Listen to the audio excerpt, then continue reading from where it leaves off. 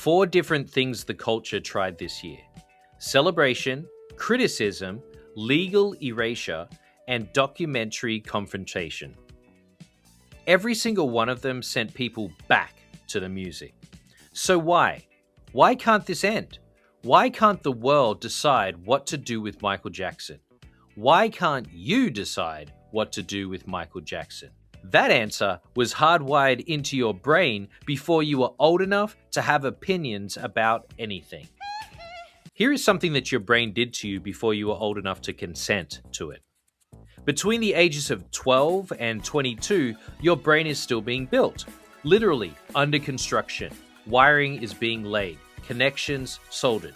And during that decade, your brain runs on a surplus of reward chemicals that it will never have again.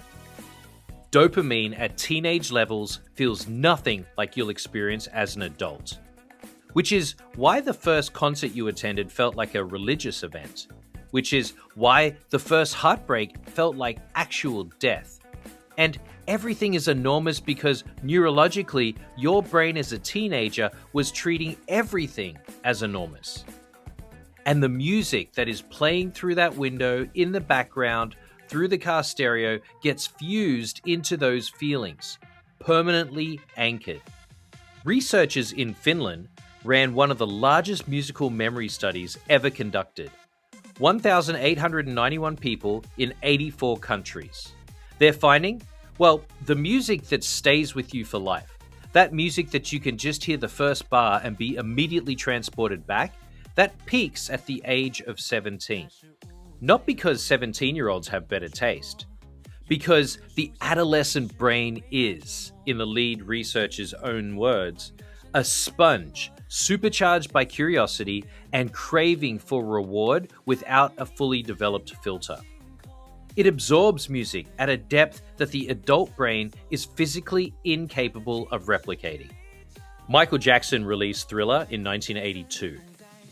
His album Bad in 1987, Dangerous in 1991, and if you were born anywhere between 1965 and 1985, that catalog hit your brain during the exact years that it was most chemically wide open. Your brain did not hear Billie Jean. It absorbed Billie Jean, filed under "This is who I am." But here is the twist this same study uncovered, and no one talks about it. It's a phenomenon called the cascading reminiscence bump. People form deep emotional bonds to music from about 25 years before they were born, from their parents, from culture leaking sideways through the generations. The biopic trailer was watched 116 million times in 24 hours. Most of these people weren't even alive when he was performing. The imprint doesn't need you to have lived through it. It just needs somebody who did to pass it on. But knowing your brain was imprinted doesn't explain what happens when someone tries to remove the imprint. Because when that happens, your brain does something that neuroscientists can measure on a scanner. And it is not pretty, it's actually bad. In the same week of June 2026, 2 completely opposite pieces of media about the same man were available to watch. The Netflix docuseries, 3 episodes, built entirely around the trial that the biopic refused to include. The same man, the same culture, incompatible stories. Your brain has to hold both at once. In 2014, neuroscientists put people in brain scanners and gave them a simple task.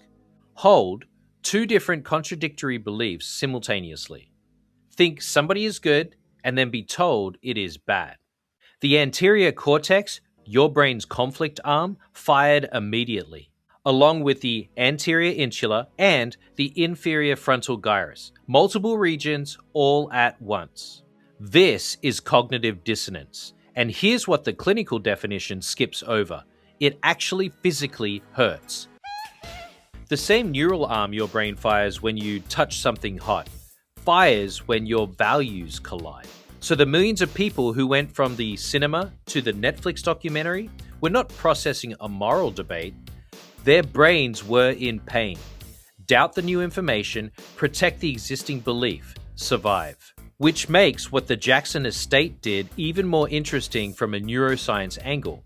They went to court, and they won the legal right to have Leaving Neverland deleted from HBO entirely. Not boycotted, not age-restricted, erased, gone from the platform. Beat it. Think about what that does to the cognitive dissonance loop.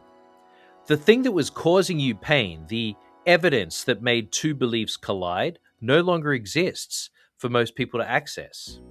Why fans don't just quietly move on? Why do they organize? Why do they defend him louder when the evidence arrives? For that, we will need to talk to your brain about what it did with every memory it built around that music. Because canceling Michael Jackson isn't canceling an artist, it's canceling a piece of yourself. On the anniversary of his death, fan groups coordinated across every time zone. At 2:26 Pacific Time, the exact moment that he died, millions of people played Heal the World. Vinyl, streaming, cassette, all at once. That's not a tribute. That's not nostalgia. That's millions of brains choosing to reconstruct the same moment together on purpose in grief. Nostalgia is not just warmth. Neuroscience calls it compound emotion. Warmth mixed with loss. Comfort edged with grief. The same song floods you with dopamine and oxytocin and also carries a string of something that is gone. You hold two truths at once. It was good and it is over. Now, go ahead and ask that person to cancel the music. You're not asking them to remove a song from their playlist. You're actually asking them to amputate a section of their own autobiography. Studies show that once a belief is formed, and then once it's explicitly disproven with hard evidence, people retain the original belief at 60 to 70%. Even after being shown the correction, even after being told the source was invalid, the belief stays. And here's why. The brain doesn't just store the belief, it builds an entire explanatory structure around it. Reasons, memories, identity, arguments you've had defending it. The explanation outlives the evidence that created it. Now here is your live proof. The Michael biopic got a 39% from professional critics at Rotten Tomatoes. Reviews called it sanitized, a propaganda piece. Audience, however, scored it at 96%, the highest audience score for a biopic in Rotten Tomatoes history. The same film, the same week, the same story. The research is almost darkly funny about this. It found that the more you explain a brief before it's challenged, the harder it becomes to dislodge. Every MJ fan who ever told somebody why Thriller was their masterpiece, every argument at a dinner table, every comment posted under a YouTube video, every time without knowing it, they were driving the belief deeper into neural architecture. Which is why the verdict, landing on Netflix the same month, didn't move the needle on fan loyalty. It actually made the fans louder. Not angrier, louder. They had 40 years of reasons. Netflix had 3 episodes. Your brain does the math on that in about half a second. But there is one more layer underneath all of this. One that explains why this does not feel like fandom to the people living it. Why it feels like something older, something more personal. Why losing Michael Jackson, even to a moral argument, feels like losing someone you actually knew and loved.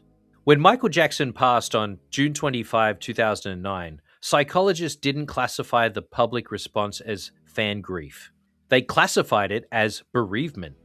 Clinical bereavement. The kind the brain runs when it loses somebody it was actually close to. Here's the mechanism. Parasocial relationships.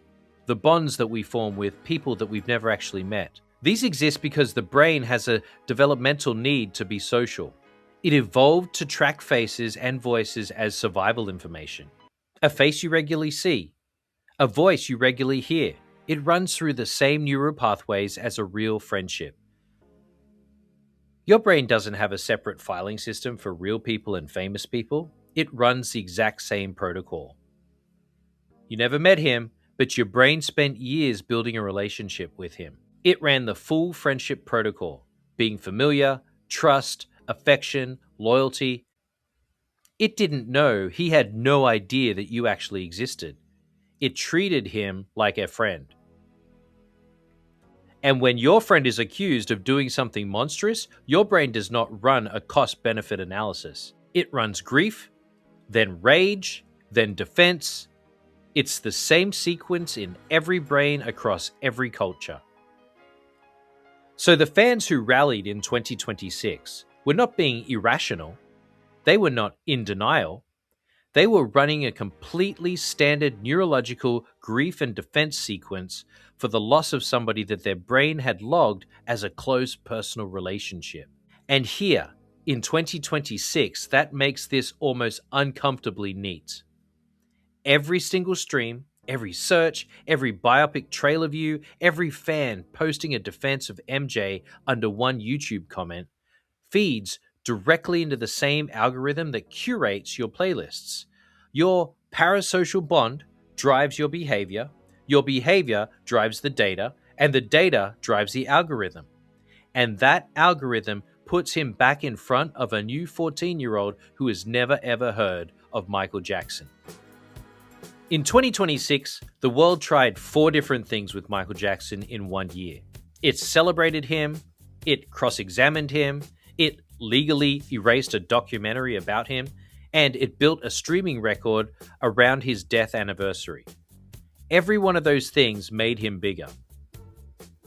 That was never going to end differently. Not because of the man, but because of what happened in your brain before you were old enough to vote, to drive, to hold a real opinion about anything. The music got there first.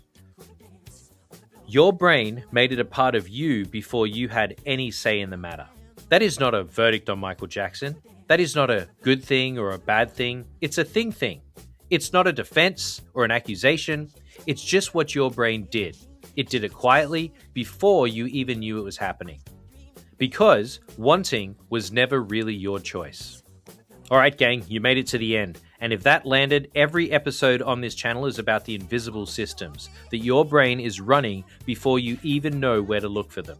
Next episode is being built right now, and in the comments would love to hear what is your favorite Michael Jackson song that is so deep in your wiring it will never leave. Make sure that you moonwalk all over that subscribe button.